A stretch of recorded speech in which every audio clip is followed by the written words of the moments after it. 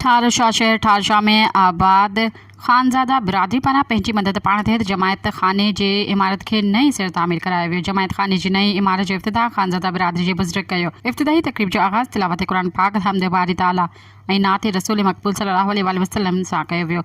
इन मौक़े ते तक़रीब में शामिल खानज़ादा बिरादरी जे माण्हुनि मीडिया सां ॻाल्हाईंदे चयो त पाकिस्तान ठहण खां पोइ असां खानज़ादा बिरादरी जा माण्हू ठारशाह शहर में अची आबाद थियासीं ऐं पंहिंजी बिरादरी माण्हुनि जूं ज़रूरतूं पूरियूं करण लाइ पंहिंजी मदद पाण तहत पंहिंजे खानज़ादा बिरादरी लाइ ईदगाह, पंहिंजे माण्हुनि जी तदफ़ीन लाइ क़ब्रिस्तान, जनाज़ेगाह ऐं शादी काज, निकाह तक़रीब, मोती फ़ौती, मरणो परणो बिरादरी जे मेल जोल ऐं गॾाइण लाइ जमायत खानो तामीर करायो। जॾहिं त केतिरा ई साल गुज़रण खां पोइ बि जमायत खाने जी इमारत पुराणी ज़बून थी वई, जंहिं इमारत खे असां खानज़ादा बिरादरी नए सिर तामीर करे पंहिंजी मदद पाण तहत तामीर करायो आहे। जंहिं इमारत जो इफ़्तिताह अॼु असां खानज़ादा बिरादरी जे बुज़ुर्गनि कयो आहे।